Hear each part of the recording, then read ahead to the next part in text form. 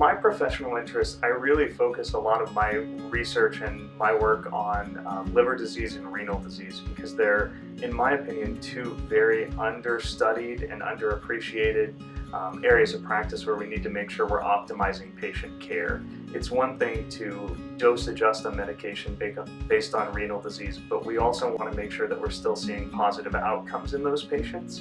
So my interest clinically is really to focus on those two patient populations, and that's also where my research focus is. I have students on rotation with me down at the Center for Pharmacy Care, and I teach a number of courses. The biggest course I teach is physical assessment, but I also have my hand in infectious disease, also in immunization practices, and I teach in a number of the able labs.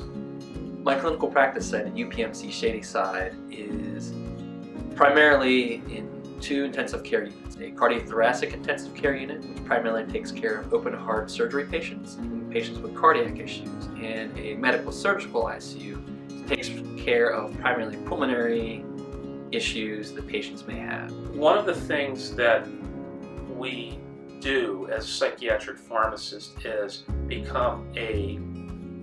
we work with the treatment team. And if you think about what happens in medicine, many times clinical pharmacists will go with a physician and go around on patients right away.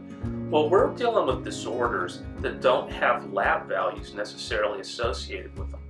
So one of our jobs is to round with the psychiatrists and actually observe patients for side effects and improvements in their med based on their presentation, based on what they say, based on how they say it, based on how rapid their speech or how slow their speech is.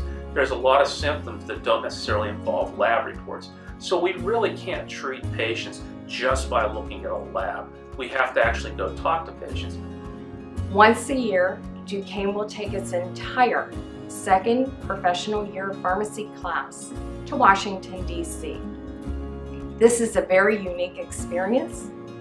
We are the only school in the nation that has a trip like this that is mandatory for our students and a requirement for graduation. We know that advocacy on behalf of our patients and on behalf of our profession is vitally important.